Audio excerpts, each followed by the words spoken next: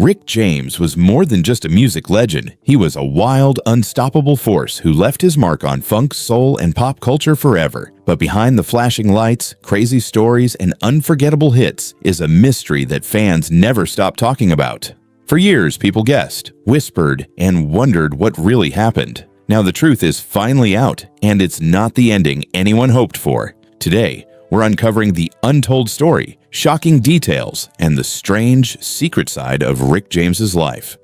The wild ride before the spotlight. Rick James, born James Ambrose Johnson Jr. on February 1st, 1948, in Buffalo, New York, was the third of 8 children in a loud, bustling household. Music wasn't just a background sound in his life, it ran in his blood. His uncle Melvin Franklin was the deep, booming bass singer for the Temptations, one of Motown's crown jewels. But despite having music in his DNA, young James's early years were far from smooth. Trouble seemed to follow him, or maybe he chased it. Either way, his road to stardom was as wild as any rock and roll song. Rick's mother worked as a numbers runner, a kind of street bookie, and she often took him along on her rounds. These trips gave young Rick a front row seat to a world most kids never saw. In smoky bars and crowded clubs, he'd watch jazz legends like Miles Davis and John Coltrane perform live. The music left a mark on him, but so did the nightlife. Fast, loud, and full of temptation. By his own admission, Rick claimed he lost his virginity when he was just 9 or 10 years old, and he was the first to say his kinky nature showed itself early. By his teenage years, his life had already taken a sharp turn toward danger. He started experimenting with substances and committing petty crimes, including burglary. Then came the Vietnam War draft. Not wanting to be shipped off to fight, Rick lied about his age to join the Navy Reserve, thinking it would keep him safe. But he skipped too many training sessions and ended up in bigger trouble. The government drafted him for active duty anyway. Rather than face the battlefield, Rick made a daring move. In 1964, still just a teenager, he fled to Toronto, Canada, reinventing himself as Ricky James Matthews. Toronto turned out to be a major turning point. Rick found himself in a thriving music scene and formed a band called the Mina Birds. They gained some local success, even catching the attention of people like Neil Young. Stevie Wonder would later suggest he drop Matthews and simply go by Rick James. But Rick's fresh start in Canada didn't last. A rival musician discovered he was a deserter and turned him in. Facing the music, Rick surrendered to U.S. authorities and spent a year in jail for draft evasion. When he got out, Rick went back to chasing his dream. By the late 1960s, he was working with Motown Records, his third time there, writing and producing songs for acts like The Miracles, The Spinners, and Bobby Taylor and the Vancouvers. While at Motown, Rick met Greg Reeves, a gifted young bass player making just $38 a week. Reeves wanted more from his career, and when Rick decided to head to Los Angeles, Reeves tagged along, hoping to land a bigger break. Rick's arrival in LA was the stuff of rock and roll folklore. He crashed on Stephen Stills' couch his first nights in town, but one morning he woke up to a disturbing scene. A young man was sitting cross-legged on the floor, high on substance, with blood dripping from his wrists. Rick ran for help. Only later did he learn the man was Jim Morrison, the infamous frontman of The Doors. It wouldn't be their last encounter. Soon after, Morrison invited Rick to take LSD after a gig at the legendary Whiskey A Go Go. That night, Rick got his first taste of California's psychedelic rock scene, a wild, chaotic world that suited his restless spirit. But success didn't come easily. When Rick introduced Greg Reeves to Neil Young, it changed Reeves's life more than his own. Reeves landed the dream job as bassist for Crosby, Stills, Nash, and Young, leaving Rick behind to find his own path. Unfazed, Rick formed a band called Salt and Pepper. The lineup changed often, but Rick kept pushing forward. In 1969, Rick's friend Jay Sebring, a wealthy hairstylist to the stars, invited him and his girlfriend to a party at Sharon Tate's house. Rick, hungover from a long night out, decided to stay in bed. The next morning, he read the chilling headline, "Sharon Tate, 4 others murdered." It was the Manson family massacre. Sebring was one of the victims. Rick later realized he could have been there if he'd felt better that night. By 1970, Salt and Pepper had a new member, Ed Roth, and the two of them worked on an album for Bruce Palmer, the former bassist of Buffalo Springfield. The record, The Cycle Is Complete, didn't take off, but it was another step in Rick's unpredictable journey. Rick and Roth later joined a Toronto band called Heaven and Earth, which eventually rebranded as Great White Cane. In 1972, they released a self-titled album with Lion Records. It didn't make them stars, but Rick wasn't done experimenting. He went on to form another group called Hot Lips, blending rock, funk, blues, and soul in search of the perfect sound. Always restless, Rick even joined the Toronto blues outfit McKenna Mendelssohn Mainline for a short time, replacing their bassist Mendelssohn Joe. While there, he co-wrote You Make the Magic with guitarist Mike McKenna. The song didn't appear on any of Rick's own records, but the Chambers Brothers released it as the B-side to their single Boogie Children.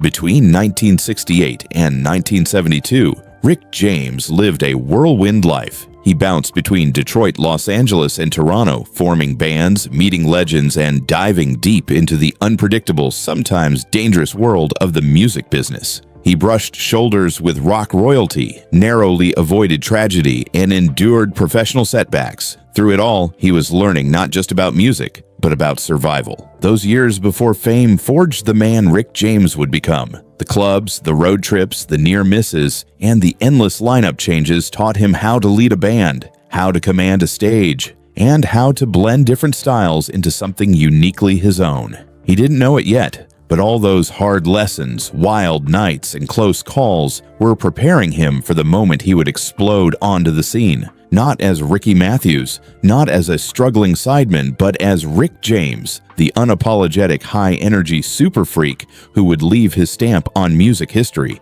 But how did he rise to stardom? Rise to stardom with his wild mix of funk, rock, and soul, paired with a high-energy stage presence and a flair for the dramatic. Rick James became one of the most unforgettable music figures of his time. When Rick James was on stage, it was more than just a performance. He could make a crowd dance, laugh, and gasp, all in the same song. His road to superstardom wasn't a straight path, though. It was filled with twists, early struggles, and bold moves that eventually made him a pioneer in the music world. By 1977, Rick James was ready for a bigger stage, and the opportunity came when he signed with Motown's Gordy Records. This was more than just a record deal, it was his golden ticket. Motown was legendary, home to artists like Stevie Wonder, Marvin Gaye, and Diana Ross. Joining their roster meant Rick had the resources, the platform, and the support to make his music reach millions. But Rick James wasn't interested in just fitting into the Motown mold. He wanted to push boundaries, and that's exactly what he did. In 1978, Rick dropped his debut solo album, Come Get It, and it was an instant statement of who he was as an artist. Packed with infectious grooves and irresistible hooks, the album produced two big hits, You and I and Mary Jane. Both songs became classics, not just for their catchy rhythms, but for their personality and attitude. You and I was upbeat and full of energy, a song that could get anyone moving. Mary Jane was smoother, laid back, and slyly playful. Fans quickly caught on to its double meaning. The success of the album didn't just launch Rick James's career, it also gave Motown a much-needed boost. At a time when the label was facing new competition, Rick brought fresh life and excitement. While Come Get It made him a star, it was his 1981 album Street Songs that made Rick James a music legend. Mixing funk, rock, disco, and even touches of new wave, the album had a sound that appealed to almost everyone. The standout track was Super Freak, a song so instantly recognizable that even people who didn't know Rick James's name could hum the bass line. It was cheeky, bold, and a little outrageous, everything Rick himself embodied. But Street Songs wasn't just about one hit. The album was loaded with tracks that showcased his talent and versatility. From party anthems to deeper, soulful grooves, critics and fans alike hailed it as a masterpiece. Rick James wasn't just dominating the R&B chart, he was crossing over into rock and pop audiences, breaking down genre walls. In the early 80s, if you turned on the radio, chances were good you'd hear Rick's voice coming through the speakers. Part of Rick's magic was that he was never just about the music. He was about the show. He performed in glittering, flamboyant outfits that matched his bold personality, His concerts were electric, with dance moves, crowd interaction, and a sense of controlled chaos that made every performance unforgettable. Audiences didn't just go to hear Rick James sing, they went to see Rick James be Rick James, and he gave them everything: energy, humor, style, and an unapologetic confidence that inspired other artists to be bolder in their own work. Rick James's music was influential. His blend of funk, soul, and rock inspired a generation of musicians in multiple genres. He showed that you could be funky and still appeal to rock audiences, that you could be soulful and still dominate the pop charts. Even decades later, his songs continue to pop up in movies, commercials, and samples. Perhaps the most famous example is MC Hammer's "You Can't Touch This," which used the bass line from Super Freak. This not only introduced Rick's music to a new generation, but also earned him a Grammy Award as a co-writer of the song.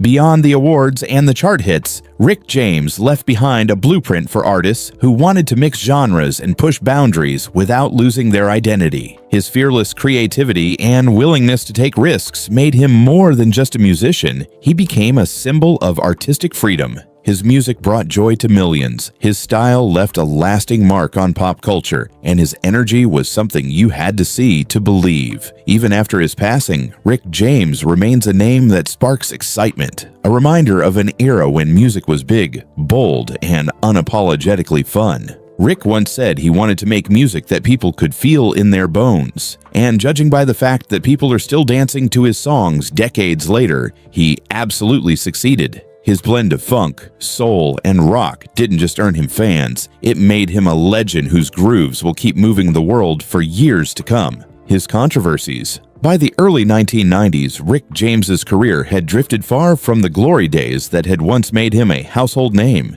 In the late 1970s and early 1980s, James had been a superstar, the self-proclaimed king of funk, who fused funk, rock, and R&B into an electrifying style that audiences couldn't resist. Songs like Super Freak, Give It To Me Baby, and You and I made him one of the most recognizable acts of the era.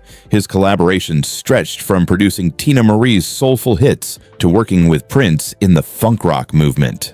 On stage, James exuded confidence. Dressed in leather, sequins, and wild hairstyles, he commanded attention with his booming voice and raw energy. But away from the spotlight, a much darker story was unfolding. James had long battled substance abuse, and cocaine was his constant companion. He later admitted that for 5 years straight, he spent roughly $7,000 every single week on cocaine. That level of consumption not only destroyed his health, but also clouded his judgment, leading to a chain of decisions that would ruin his reputation and ultimately land him in prison. On August 2, 1991, Rick James's name appeared in headlines across the country, but this time it wasn't for a new song or sold-out concert. Police arrested the 43-year-old singer and his 21-year-old girlfriend, Tanya Hijazi, on charges that shocked even his most devoted fans. Authorities alleged that James and Hijazi had held a 24-year-old woman named Frances Alley hostage at their Hollywood Hills home for up to 6 days.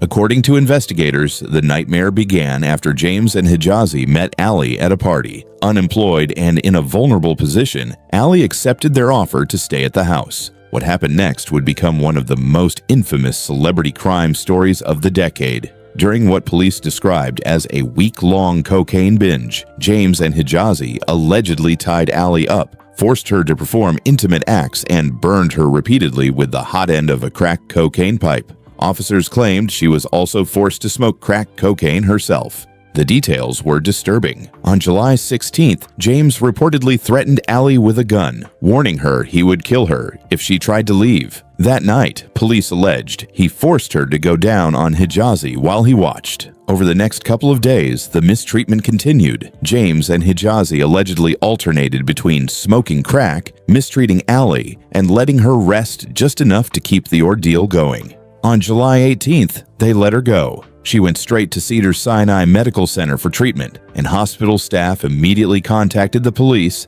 after seeing her burns and other injuries. The charges James faced were severe: mistreatment with a deadly weapon, aggravated mayhem, torture, forcible oral copulation, false imprisonment, and kidnapping. If convicted on all counts, he faced a possible life sentence. As the first case moved through the courts, James was released on bail, but instead of keeping a low profile, he found himself in even deeper trouble. On November 3, 1992, still awaiting trial, James met with music executive Mary Sauger at the Sunset Tower Hotel in West Hollywood. Sauger said the meeting was supposed to be about business, but under the influence of cocaine, James and Hijazi allegedly turned the encounter into another nightmarish ordeal. According to Sauger, they kidnapped her and mistreated her over a 20-hour period. Once again, substances, mistreatment, and intimidation played central roles. For investigators, it seemed to confirm a troubling pattern in James's behavior. When James finally went to court, the proceedings drew national media attention. Fans were stunned at the contrast between the man they had danced to for years and the man being described in court documents. Prosecutors painted a grim picture, a superstar consumed by addiction, living in a haze of cocaine and paranoia, capable of cruelty and mistreatment. In the end, James was found guilty in both the Francis Alley and Mary Sauger cases. However, he was acquitted of the most serious torture charge, sparing him a potential life sentence. Still, the convictions carried weight. The judge sentenced him to 5 years in Folsom Prison. The legal troubles didn't stop there. In 1994, while James was serving his sentence, a civil jury ruled in Sauger's favor, awarding her nearly $2 million in damages. James was ordered to pay about $1 million of that amount. The Sunset Tower Hotel and a private security firm were also found negligent and ordered to pay almost $750,000. James began his sentence at Folsom Prison, one of California's most notorious correctional facilities. He served just over 2 years before being released on August 21, 1996. Those years behind bars were, in James's words, sobering. He later admitted that prison gave him time to reflect, but it didn't magically erase his struggles with addiction. His career, meanwhile, had lost most of its momentum. In an industry that thrives on image, the stain of his criminal convictions was nearly impossible to overcome. Even after his release, James couldn't escape controversy. In 1998, he was accused of intimate mistreating a 26-year-old woman. The charges were dropped, but the mere accusation added to the cloud of suspicion surrounding him. Then in 2020, 16 years after his death, James's estate was hit with a $50 million lawsuit from a woman who claimed he had intimately mistreated her in 1979 when she was only 15 years old. The alleged mistreatment happened in Buffalo, New York, at a group home for troubled youths. Because James had been dead since 2004, the case targeted his estate, but it was ultimately dismissed. The public reaction to James's crimes was a mixture of disbelief, disappointment, and outrage. In the early 80s, he had been a charismatic and influential figure who helped define a generation's sound. But by the 90s, his name had become synonymous with excess and scandal. Many in the music industry distanced themselves from him. His record sales dropped sharply, and media coverage focused more on his court cases than his music. His Hollywood Hills home,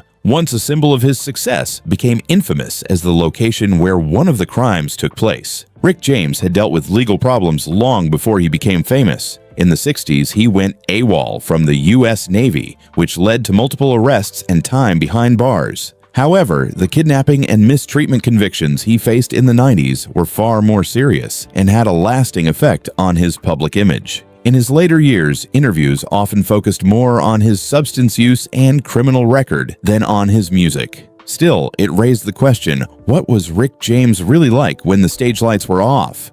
What kind of person was he in private?